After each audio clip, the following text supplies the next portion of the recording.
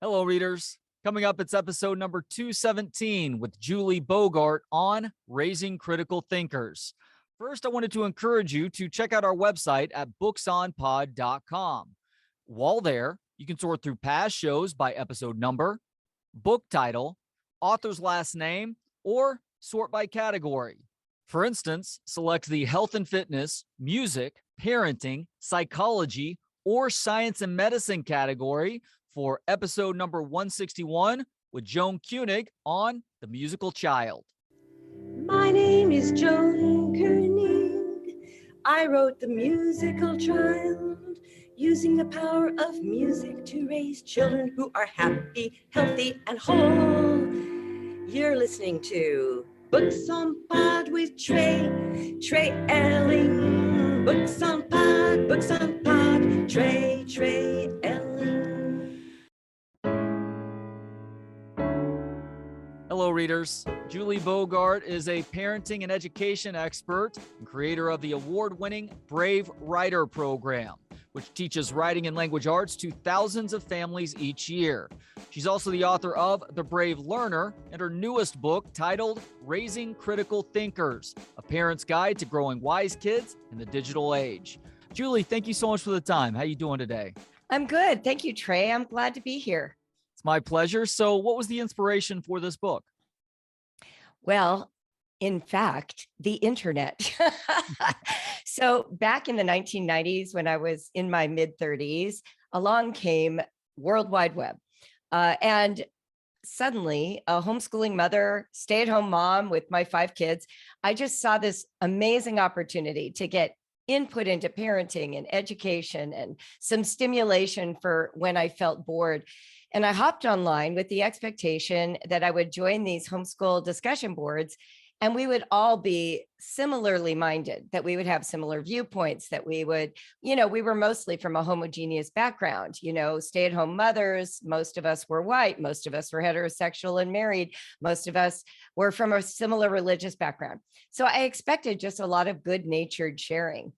And what happened is we wound up in these sort of bloodbaths over things like breastfeeding and whether or not to potty train before age 2 and cloth diapers or, using paper diapers. And then even in the more complex subjects like theological positions or political positions, I watched women who, if I saw them at a park day, would have been friendly and kind and careful, just wield very strong opinions from behind this keyboard. And I suddenly got to thinking, why is that? Why do we feel so much permission to be so dogmatic about our own viewpoints?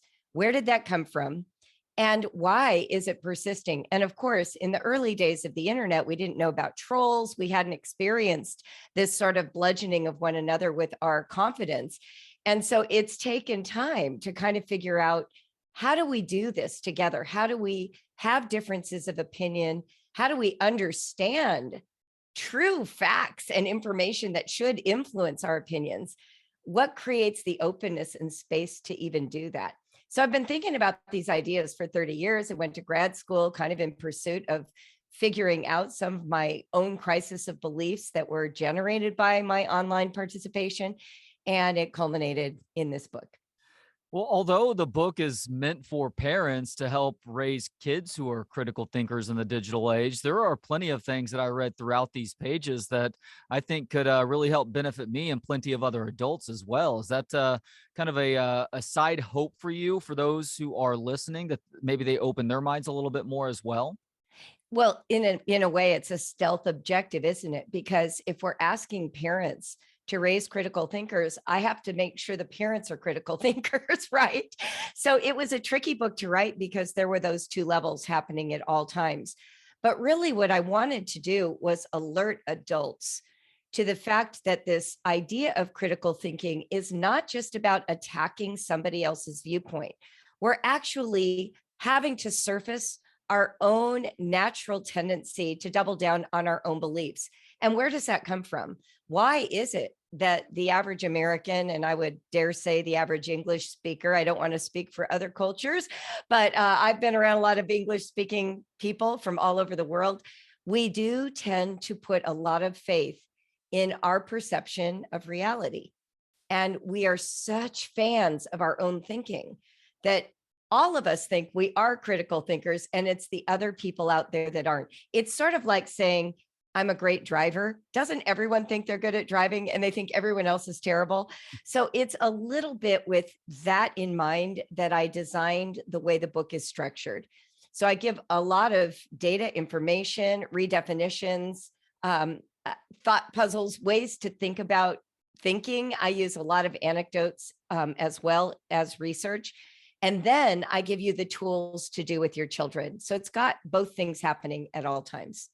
Yeah, those exercises are such a great tool. And by the way, I know everybody says they're a great driver, but you really have not been with a great driver until you've ridden shotgun with me behind the wheel in this city that is full of bad drivers here in Austin, Texas. Now, this book is broken up into 3 different parts. Part 1 is, what is a critical thinker? So I ask you now, is there a succinct way to explain what exactly a critical thinker is, Julie? Yes, actually there is. And I'm going to actually read you a definition from my own book, because I feel like it is a lot more succinct. So let me pull that up really quick. I meant to do that. Is it a toolkit we cultivate to help us skillfully live? That's a pretty good definition. We could start with that. But honestly, what I think of when I think of critical thinking is the capacity to imagine and evaluate evidence while at the same time noticing bias as it kicks into gear, and then giving space to other perspectives to show up and have a relationship to it. So it's sort of 3 steps. You end up hearing the information and you're sort of evaluating it automatically. So you pause and you think, well, which part of this evaluation is just coming from my preconception, my understanding of how that relates to my world? And then once I've kind of done both of those, I can do some vetting of the information and finally take a tentative position. You know, how it appears to me now that I've gone through that process, but not a once for all time decision that can never be revised. So for me, critical thinking involves the dialogue between a self and the information that is coming into my space or my field. And a starting point for thinking critically, as you alluded to a couple of answers ago, is realizing one's own shortcomings, a process that you label as taking an academic selfie. What does this consist of? And is there a good way to help kids to do this? Yeah. So we so often have the camera lens pointing at the other guy. So I recommend flipping the camera around and actually taking a look at where your ideas come from. There is a grid that I share in the book when we're in the chapter on identity that helps us determine where all of our beliefs come from. So the way that I conceive of it is this: we come into the world as an individual and we are forming our ideas based on our personal perceptions. I'm hungry, I need food. I'm tired, I want to go to sleep. I don't want to do schoolwork, I just want to play, right? Like whatever those personal perceptions are that meet your immediate needs and your sense of well-being are what we attach to first.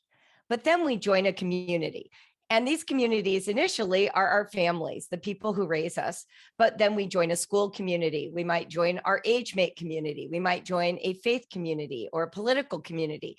And those communities do a really great job of setting up what I would call a logic story about how you should behave, not necessarily what you want to do. So you've got a parent who is seeing this child who says, I hate washing my hands, I don't like the water. The parent comes in with the community narrative, which is, you must wash your hands to stay well. These invisible things called germs that you can't see stick to your fingers, get on your food, go in your body and make you sick. And so we come in with this like parent propaganda system, right? Where we draw on our authorities and we pick our community logic story and then we indoctrinate our children. That's all very vitriolic language, I understand. But the point is, this is what we do. You know, if you're trying to have a certain look of body, you don't simply let your personal perceptions win the day. You join some fitness community or a diet community or a health and wellness community, and you allow this community's narrative to give you a different story that helps you overcome your natural perceptions.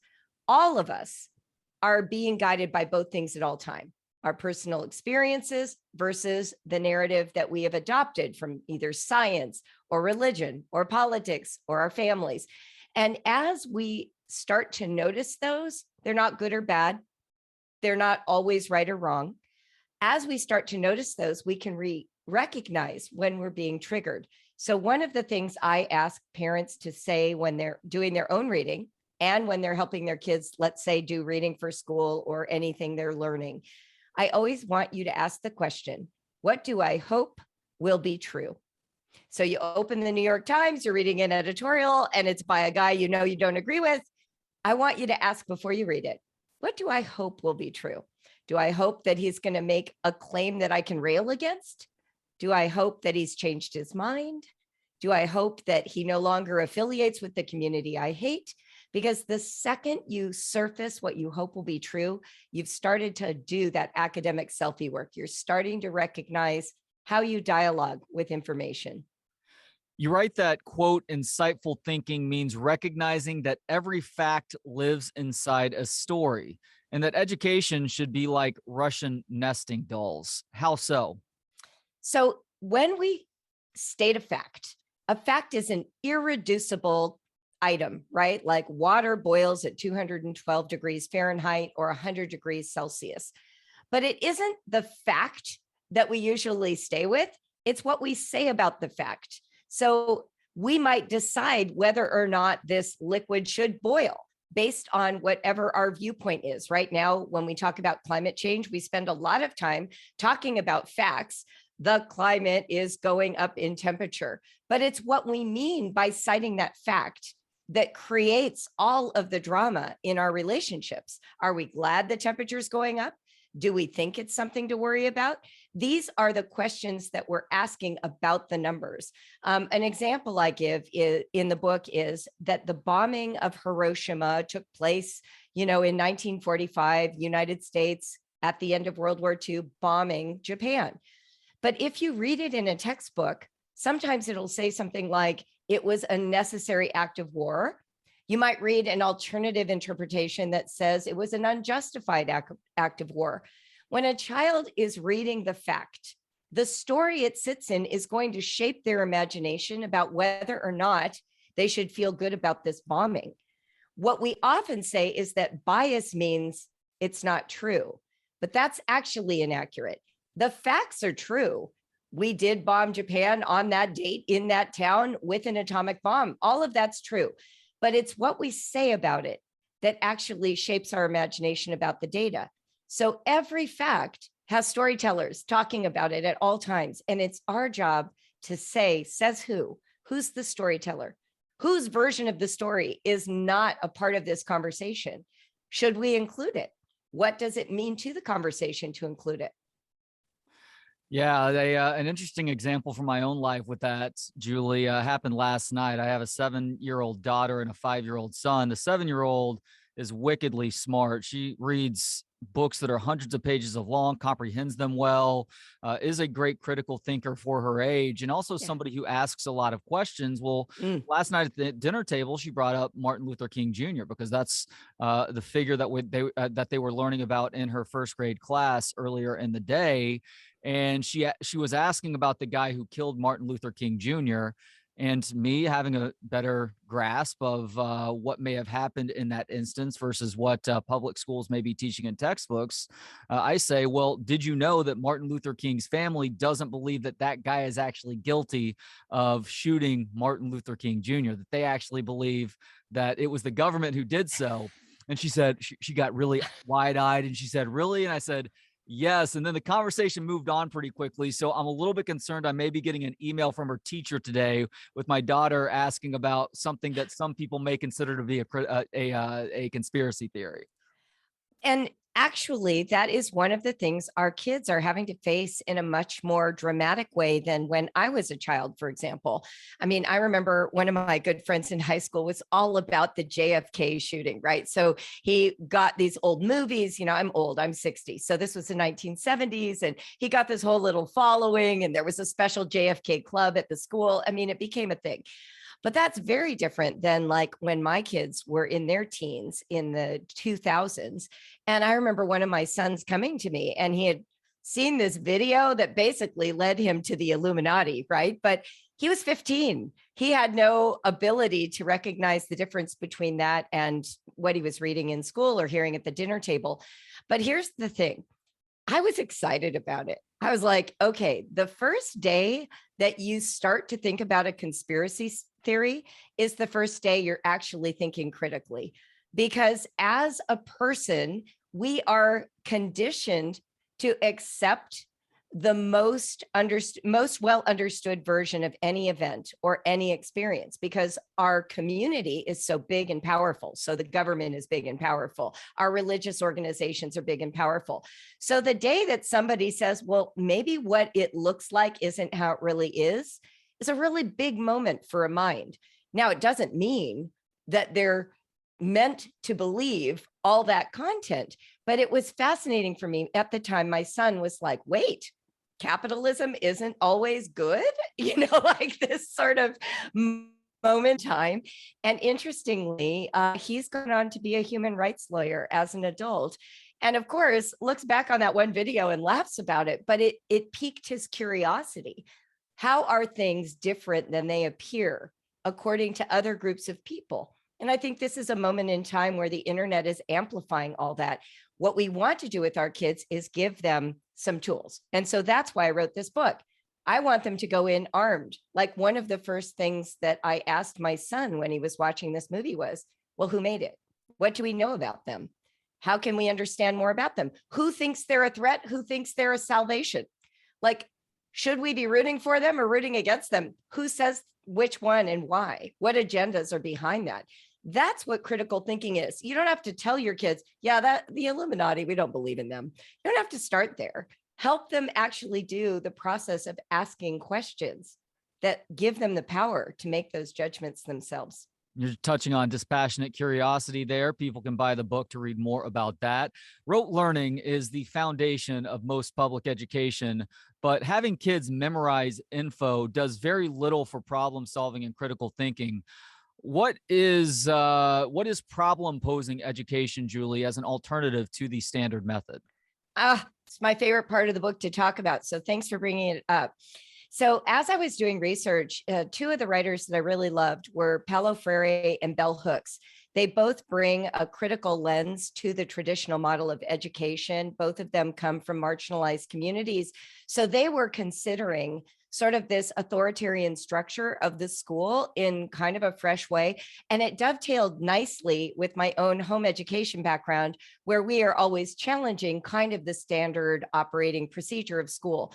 One of the theories then that I came to after doing all this research, it's a bold claim on my part, and I'm happy to engage it with other thinkers. I'm not saying this is the final verdict on learning, but I do believe that the way the school system is designed is that there are leaders of education, we call them teachers, principals, school boards, textbooks, who have the right answers.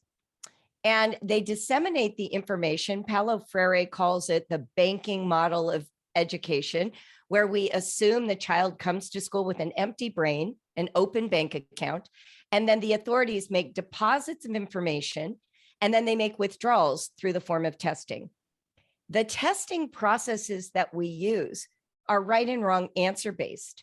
And what that means is 30 kids in a classroom take the same test, and they all must get the same right answers in order to get A's.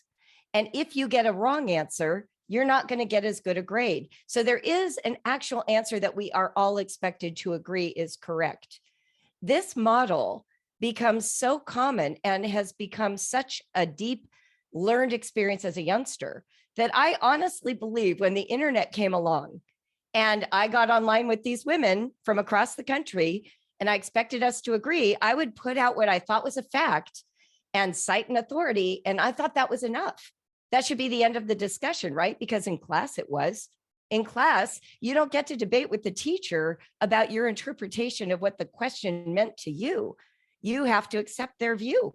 So for me, problem posing education, what Paulo Freire calls the antidote to this banking model, is actually taking into account the person doing the answering, not just the person doing the questioning. What do we bring with us? Our background, language, and knowledge from our families, our socioeconomic level, our race, our religious affiliation, the books we've read or not read, our personal competencies, our learning challenges. These influence and shape how we respond to those questions on the tests, how we digest the information. Do you have time for me to give the illustration from the book with the multiple choice test? Yeah, please do. I love that example.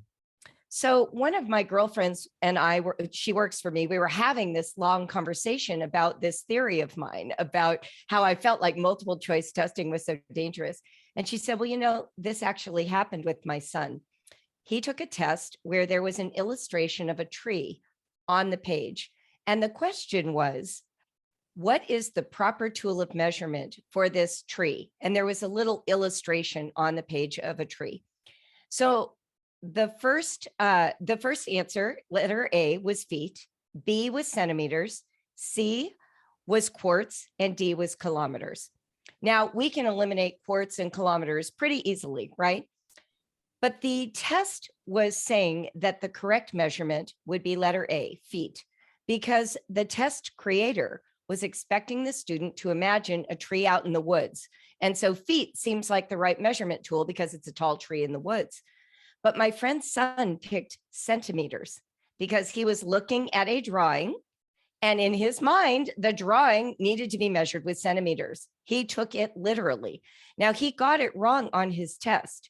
And when he explained it to his mother and she met with the principal said, wow, that's an interpretation I hadn't thought of. And he actually intimated, I don't have this in the book, he kind of intimated that the child had a learning challenge.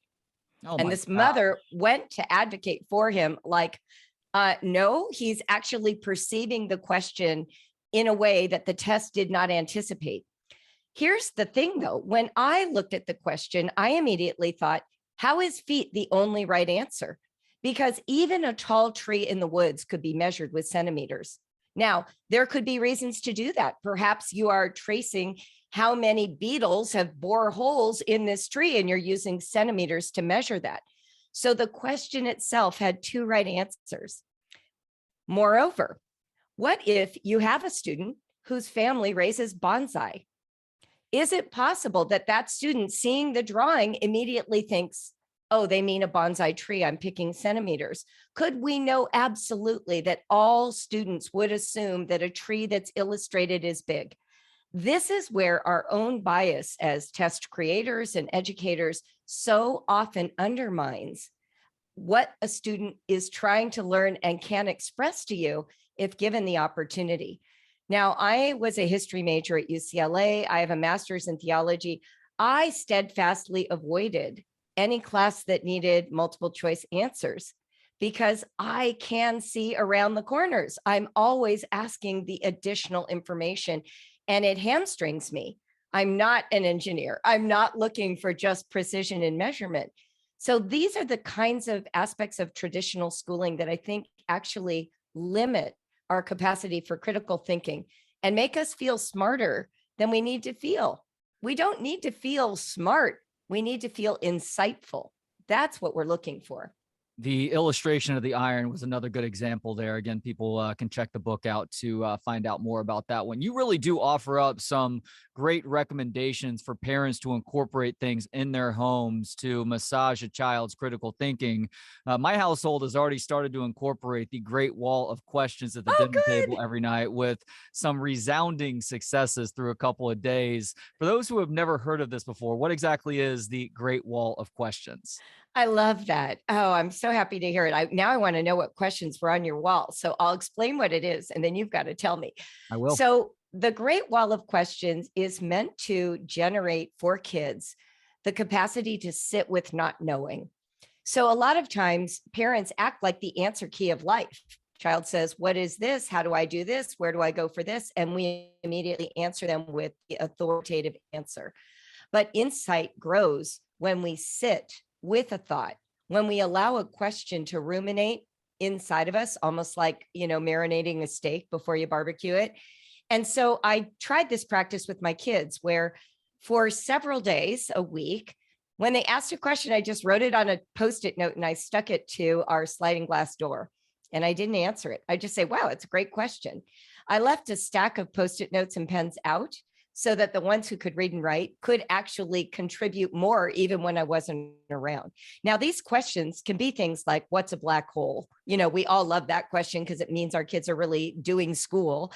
But what about questions like, why did Johnny get the Bluetooth brush when mom knew I wanted it? Right? Like, let's put them all on there. Let's put on like, what time is ballet? Like, let's get all the questions on the wall for a week. Maybe 3 days if you have small kids. A week is a long time. But if you've got 5 kids, a week is great.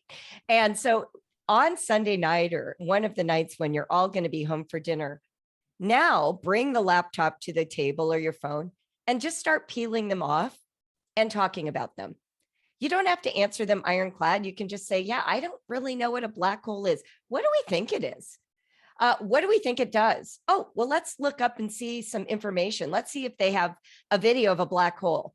You know, just start ruminating, showing them the keyword you put in the online search. When you get to the one about the toothbrush, maybe this is an opportunity to talk about, you know, how mom is too efficient and maybe needs to ask a question like, what color do you want? Right? Like, let's use this as a chance to kind of go further than just being an answer key of life for our kids. So some examples from last night's dinner table, Julie. What are the Junior Olympics? Can you tickle me? Which allowed me to explain why I love doing tickle time with my young children, because it allows me a certain closeness with them. And I love it. they obviously get to laugh a whole lot. And there's going to reach a point where tickle time is no longer acceptable. That's right. Will you play We Are the Champions when we were driving to school in the morning? So we talked about what we liked about that song and how the stomping beat goes. And then also, can we play the Switch today, the Nintendo Switch, which leads me to my next question. Perfect. It's hard not to talk about kids without discussing video games. Has research found that kids who are passionate about video games struggle with being engaged in the real world, including obviously learning to become critical thinkers? So the research changes over time. I invite parents to stay current with it. Try not to cite studies from 20 years ago before we had social media and don't really understand it. But the modern research, the most current that I could find, and I spent a lot of time vetting it just in case people wonder, is that a certain amount of video gameplay actually strengthens critical thinking. In fact, the study I cite in there, and you can go look it up because I include it in the endnotes, states that 7 to 10 hours of gameplay per week is the optimal amount for kids who are about 9 and older. It actually shows that children who play video games at that level are better at emotional self-regulation than kids who play no video games at all. Now, I found that part just staggering because in the homeschooling community, we can be a little Luddite, you know, a little anti-technology and advancement. We romanticize the past. And so there are a lot of parents who think the solution is to just not play them. But actually, if you think about it, think about the times when you're stressed out. What do? I take a walk and listen to a podcast. I turn on music. I play solitaire on my phone. I play cards with my boyfriend. Like, I do have tools that I go to. Children go to gaming. That is the thing that is one of those tools for them. But not only that, they are developing a skill set that is very valuable to them in online life. They get to read and write at a really speedy level. I love to remind parents, more children are writing today than in the history of humankind because of online life, because of gaming, because of their connection on a screen. And then they also learn all kinds of critical thinking skills, resource management, calculating. I remember I was teaching my biggest gaming son how to do percents, decimals, and fractions in 7th grade. And we got to percents. He goes, oh no, I already know how to calculate that. I was like, no, you don't. I haven't taught you. He's like, Mom, I have to calculate my life that is remaining in my games every day. I figured it out. I am not going to run out of life. I know what percentage life I'll lose every time I get hit by this, by this, by this. I was staggered. I said, well, if you know percents, you already know decimals and fractions. So let's just sit down and you show me. And he converted it all. Today, he's an IT specialist. He's fantastic at math. It's staggering to me how much we think books teach when actually these technological tools are often a shortcut to many of the things we value. And I think that transitions nicely into part two. Real quick, you said that the optimal amount of video games for a kid 9 or older, according to current research, is 7 hours a week. 7 to 10 hours a week. Now, interestingly, they organized it by not at all, 3 to 7, 7 to 10, and then 10 and above. And interestingly, it was the 10 and above group that was in second place. So very bizarre to me that even more video gaming had a beneficial effect on some kids. I will throw in this caveat. It is possible for gaming to tip over into addiction. There is a certain percentage, it's a tiny percentage of the billions of people who play games. What I want to caution you is to not treat gaming like something you're afraid of, because that often leads to this sort of obsessive need to protect their gaming time. So set some good boundaries, decide what time of day kids can game, thoroughly enjoy it, watch them play, ask them how many levels they beat, laugh with them about their failures and successes, and then turn it off. You know, the evening is when we hang out as a family, or the morning is when we eat breakfast.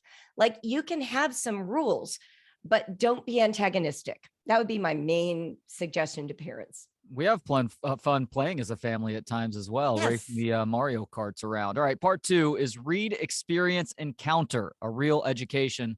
Why is reading crucial for critical thinking? So reading is the chief way we get most of our information, right? We spend the most time looking at screens, reading books. School expects a lot of reading. So we're under the impression that being a good reader means you'll be a very well-educated person. I would say this: reading enables you to digest a lot of information that is necessary to a good education. But learning actually requires two more components. The first one is what I call experience, actually having an experience, a direct experience. And then the third one is what I call encounter, which means destabilizing your power and sense of control to be overwhelmed so you can overturn some of your preconceptions. So let's go through each of them. Imagine you wanted to learn about the violin. So I assigned you a whole bunch of books. You learned the history, you know who the famous violinists are, you know how violins are made, you know the most beautiful songs that have ever been written for the violin and who wrote them. If you have never heard a violin played, is reading enough? No, it's not. Why is that? Why? Because the importance with the violin is the sound that it makes. And if you don't know the sound that it makes, you can't fully comprehend what a violin is. That's exactly right. And so the next obvious step is to go to the symphony. But are there other ways that the violin gets played? There are. Yeah. Yeah, there's bluegrass, there's violin added to hip hop. I mean, there are lots of uses of violin. There's violin solos, violins in a group. So we can add all this richness of experience for our children. And now they have a better grasp of violin. That would be the experience level. Encounter is when I put the violin in your hand and I say, now play it. Now, everything you thought you knew about violin is out the window, because your fingers are going to fumble. You don't really know how to read music. You've never been taught how to hold the bow and make the sounds. Encounter is the moment where all the learning you've had up until this point will not save you. In each area, when we are learning, we have to remember to be humble if we don't have an encounter level experience with that topic. For instance, I'll be on these political discussion boards, comment sections of news organizations, and people will be popping off about some country they've never traveled to and how the government should handle this crisis for those people. And for me, they are feeling well read, but have they ever spoken the language? Have they ever met the person? Have they ever had boots on the ground in the location? I studied the history of Islam and Arabic in college and was planning to consider a move to North Africa. And I thought I really understood what I was getting into from my studies. I got to North Africa and visited for a summer to do a research trip to try and make the decision. And that was a great experience. I was with Americans. We were eating the food. I was speaking French. My Arabic wasn't good enough yet. I got a rich experience, made the decision to move there. Oh my gosh. Suddenly, everything I thought I knew, I didn't know. I had to learn from scratch. Learning Arabic was harder than I thought. Understanding the customs was not familiar to me. I felt over my skis all the time. And so that's sort of the model in my brain when I talk about these things. We want to reserve a little humility around anything we learn where our expertise is merely from reading or only enhanced a little by experience, and actually trust experts who've dedicated themselves to those fields, who have experienced and encountered them at that deep level. So I think of experience, and I believe it can be something that's either passive or active. But as That's you're right. describing it, experience is more passive and encounter is more active. I think you could say that, but I would put it more like this. You could have, for example, an encounter the first time you go in the kitchen to learn to bake, right? Like, I don't know what I'm doing. However, you could then, it becomes an experience that you repeat over and over. The key issue with encounter, in my view, is the sense of losing control. So if, for instance, the first time that I ever play a musical instrument is a violin, that's an encounter. But then if I go on to play the cello or the piano, that might actually feel more like an experience because I have familiarity with music. I know how to read the music. I understand the function of the instrument. I know some of the skills. So encounter for me is like when you meet somebody who is truly unlike you, as opposed to reading about them or visiting them. It's actually incorporating them into your life and becoming in a relationship with that person. Encounters are often firsts. Sometimes they're breaking a rule, actually being willing to do a little violence to your habit of thinking or your habit of behavior so that you unearth a new insight. Encounter has danger. Experience does not. The internet has caused a sort of throwback in our attention span, Julie, that is reminiscent of some of our earliest ancestors. What is hyperfocus and why is it a threat to critical thinking in modern times? Yeah, so this was the research that I did that overturned an assumption I had going into writing the book. And I like to mention that because that's what critical thinking is, the willingness to overturn an assumption. So I am a huge champion of technology, the internet.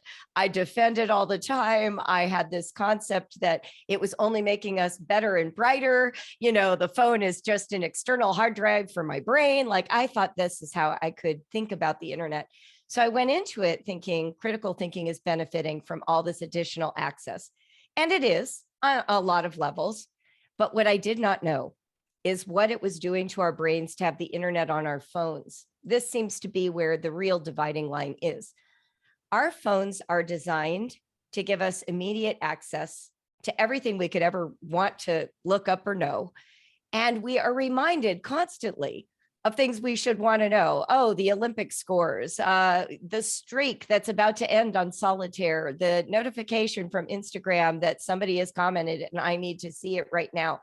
These little pings of notification apparently drive us back to our primal brain, where we were hyper alert at all times. For the warthog hiding in the bush, we hear the grunt, and now we've got to be alert. For a downtick in temperature, which means got to go to the cave, right? Got to get my fur and put it around my body and make a little fire. So for millennia, human beings relied on hyper focus attention, vigilant attention to survive. In the Middle Ages, once we had sort of monarchies, you know, across Europe and we had agriculture being cultivated, we got to take a breath. We were not as afraid of the warthog. We were living in communities that provided some security to us. And around that time, handwriting and eventually the printing press made it possible for us to read, to actually have the time to not worry about the warthog. We could actually think a thought in peace. We created universities, libraries, monasteries to that end. And suddenly, over the last 1,500 years, human beings have gotten to experience something brand new, what we call deep attention states of focus. And we can only do those when we feel safe, when there is no threat.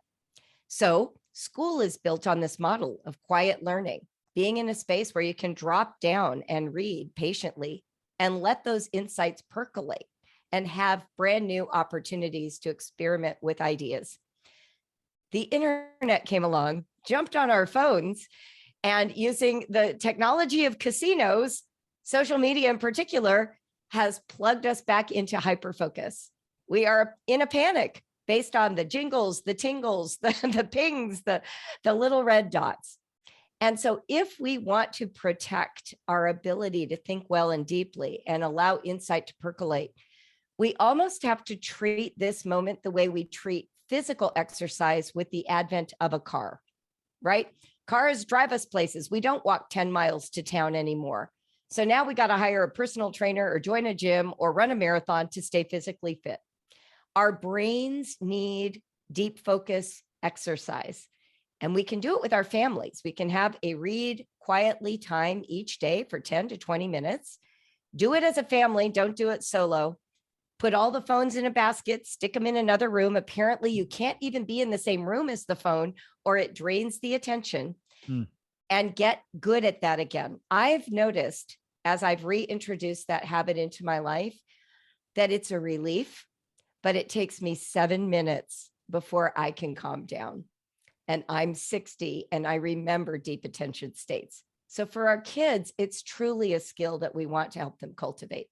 Yeah, taking 3 or 4 hour sessions in nature per week can be very beneficial as well. And I think that's a big reason this constant fear, this constant understanding that you're under threat is a big reason why mental health issues are so much more prevalent in urban settings than they are more rural settings, where you're not constantly having to worry about a car turning a corner and not seeing you crossing the street, or neon advertising constantly flashing in your face. I mean, it really is a nonstop process. As somebody who used to live in Chicago, I would feel that drain at times if I did not make that effort to really unplug and just get away from it all. Gosh, I love that. I love that insight. I feel like that's not where I went with it. And I love it. I might have to steal it and cite it. I'm from Los Angeles, and I notice every time I land in LAX, I immediately think I'm going to be robbed or raped. It's just like an internal mechanism I grew up with. And I live in Cincinnati now, and I never feel that way. We don't realize the psychic cost of modernity, right? And so I love that you said the antidote is to truly actually be out of it. And it does take a minute. Our kids are conditioned by all this stimulus. You know, when we were talking about video games before, one of the reasons kids love them is it's an adult tool that they get to drive. They don't have very much risk and adventure in a modern suburban experience. Can we? I said, here's how you get your kid off the computer. Hand them some matches and send them outside. Let them burn something. Tell them they can wield a hammer. Teach them how to use a power saw. Trust me, they will be bored with the computer instantly, but they are so bubble wrapped. We are so careful with them. We want them to just play with safe toys. Give them a dangerous toy. Let them do something hard, and they'll be more interested. Get them in nature. Let them climb trees. Let them swing from a rope. This is exactly what you're talking about. I love it. I love it. I love it. Yeah, I think another good example of that is give a young child a giant present for Christmas, and it could be some cool electronic toy. By the end of Christmas Day, they're probably having more fun in the box than they are that toy that you spent $100 on. Now, I have 2 Montessori kids at home, Julie. Love. By the end of this semester, both will have done their through kinder education with the Montessori school. You write about the founder of this school system, Maria Montessori, saying that students can often be heard in her schools asking, "Help me do it alone." How does a parent abide by this request? I love that question, and wonderful for your children. I have a professor who said to me that if Maria Montessori had been a man in her era, our entire education system would look different. Completely agreed. I loved that insight, and I've been a huge fan of her work ever since I started homeschooling. What Maria Montessori is admitting is that help helps. This is a saying we say in my company, Brave Writer, all the time. Help helps. We want our children to feel autonomous, but they need to use us as the lever, the IKEA tool that gets it done. Instead of saying, I can't help because somehow I'm robbing my child of that experience, be in the mentor role. One of the other quotes of Maria Montessori that I love is, she says it like this. She says, follow your child, but follow your child as his leader. So in other words, your child says to you, I want to be able to build my own rocket. Well, the solution isn't to tell your child, go build a rocket. It's to say, oh, my child wants to build a rocket. How can I facilitate that happening? What can I do to support making that backyard rocket? And as you do it, don't just take over. If you're going to get online and shop for backyard rockets, put the iPad in their hand, help them understand what keywords they could look up. Evaluate it together, ask questions. How high do we want it to go? How much force? What budget do we have? So they feel like they're doing it alone, but they have the support of your capacities, which are basically money, the capacity to research, and transportation. That's what you have to offer your sweet little child who wants to do something big and wonderful. Are the obvious pitfalls of learning through experience relying too much on anecdote and forming an opinion on something? Yes. I mean, that's a succinct answer. I think what happens is that we are so married to our own lives that we're always looking for people to validate what I've gone through. And sometimes we take that too seriously. It's possible that your one experience is truly unique to you in that moment and cannot be generalized. It's also possible that someone else's one-time unique experience matters. So we want to actually recognize, I use this concept in the book of asymmetrical reciprocity, which I got from Iris Marion Young. She's a professor at University of Pennsylvania. Or no, actually, I think she's at Pittsburgh. Anyway, she talks about how the tendency is to use your experience to evaluate someone else's. So I am not a person with a handicap. So if I look at someone in a wheelchair, I might use my able-bodied experience to imagine that their wheelchair experience is miserable, that they don't like it, that it's bad for them, that it limits what they can do, instead of actually being curious about what their unique experience is from within them and letting their report be true. So the danger of experience and anecdote is that it tends to be a little myopic and a little me-centered. Yeah. Your suggestions for inciting an encounter include everything from tackling a first to breaking a rule. Where is that line, though, where breaking a rule goes from constructive to harmful, Julie? Definitely any rule breaking that is a physical danger to self or others would be one of those, right? So if we lock the gate and say you can't swim because there's no one to watch, that rule should not be broken. That one needs to be honored.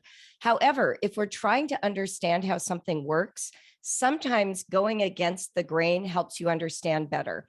So the example I give in the book is if we're teaching punctuation, punctuation is a language and it has to be mastered as a language, not as a series of rules. How do these dots, curves, and lines on the page impact how I'm reading? So when I was teaching commas to my kids, they would read a sentence and they'd pause in the right places, but it wasn't because of the comma, it was because they know how to speak. But if they're going to write a sentence meaningfully, including commas is part of that journey. So what we did is we just broke all the rules. We started by putting a comma after every word and reading the sentence as though the comma was meaningful, obeying it. Then we took all the commas out and we read without commas, which meant rushing through all the words and getting to the end without any meaningful pauses. And after doing that a few times, randomly putting commas in places they don't belong, my kids started to understand, oh, the comma actually has a role. And I can feel when it's coming now. I know when to put one in because I can feel and correlate that experience.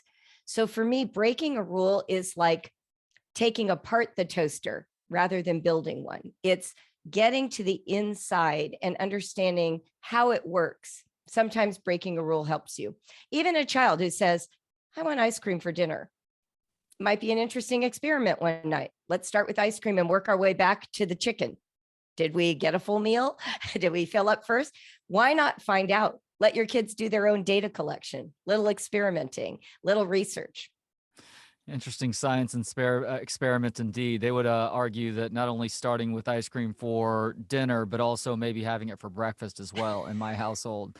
Now, part 3 of Raising Critical Thinkers is the rhetorical imagination. What is the rhetorical imagination? So there is research that shows that by 6th grade, most kids have given up their imaginations. Like, I read this and I felt so sad about it. This is So one of the depressing. reasons. So Yeah, depressing. it's one of the reasons that you have your kids in a Montessori school, because they work so hard to keep that alive.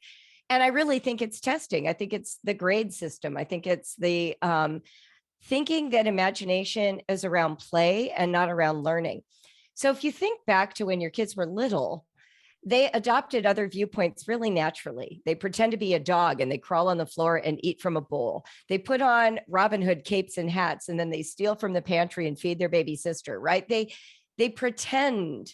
They decide that the only way to really know that experience is to pretend to have it. And by 6th grade, we're just testing them on the ideas. We're not asking them to inhabit anything. The reason I use the language rhetorical imagination is deliberate. I want our students to pretend to inhabit views they don't hold for the sake of discovering more about those views. I want them to simultaneously hold space for a pro and a con argument, to get to the place where they're almost like acting in a play. You know, when you have a student in high school who gets cast as the villain in a play, we don't worry that that child now is a villain. That child is just understanding the internal motivations and what kinds of words they would say and what context the villain would behave this way, but they're not actually becoming a villain. That is the kind of posture I advocate for high school and college students, recognizing that you can create this meaningful divider in your own mind of the person you are, while you also inhabit the person someone else is, whether it's a researcher or a character in a fictional novel that you're studying, or a belief in a philosophy class. Give yourself the opportunity to enter into the rhetoric of those fields and then follow where it goes. What problem is it trying to solve? What's at stake for that person? What community benefits? What community is harmed? What person is not addressed in this idea? We can only do that if we're not defensive and spending all of our time proving to ourselves that we are not that person. So that for me is a sort of window into what I mean by rhetorical imagination. Well, critical thinking is a nonstop process involving the ideas we previously discussed, reading, experience, and encounter. The fruits of that labor involves interpretation. What is the art of interpretation, and how can you tell if what you're doing to try and help your kid get to this point are working or are effective? So the best thing you can do for your kids is ask them open-ended questions, the kind that provoke them to reflect. What we're looking for is generation of insight. There's a philosophy in most of the critical thinking literature that I looked at that you should be more interested in getting it right than in being right. But I kind of took it a step further. I think the danger whenever we add the word right to the discussion is that we cut off access to people we don't agree with. So what I'm more interested in is getting it. It's sort of like getting the joke, right? It doesn't mean you agree or disagree with the joke. You just get it. You understand why it works. So if we're talking about other views, and we're talking about interpretation, the job of an interpreter is this. It's first to situate the text or the idea or the event in its original context. Who wrote it? For whom? For what purpose, right? And I have countless questions to ask you to drill down really deep into that horizon of the author. But the second piece then is we have to also acknowledge, flipping that camera around, what we're bringing to the table in this moment. What language do we have that is used differently than that we use it a new way now? What is the modern understanding of those ideas that has changed since it was originally written? We have to pay attention to our horizon while we're reading this other horizon. Interpretation then is the capacity to bring the then and the now together and to offer a new insight, to get it for how it was for them, to get how it is for me, and then to generate something fresh. Here's the funny thing about interpretation. It is a vapor. It lasts for the moment. There is no one for all time interpretation. We would not have a Supreme Court if it were true that interpretation was once forever. We would just say, well, we all know what the Constitution means. Interpretation is an ongoing journey, and we prepare our kids if we allow them to never think that they have the final say. Their job is to keep asking these questions. What's at stake? For whom? Whose voice are we listening to? Whose voice is excluded? Where did this idea come from? How has that language changed from the time it was used then and it's used now? Who benefits from this idea? Who doesn't benefit? These are the kinds of questions that grow good interpreters. And individual interpretation not only can, but probably should change over time as well, which speaks to your last chapter, which I'm a huge believer in, titled The Courage to Change Your Mind. Julie, when was the last time you changed your mind on something big?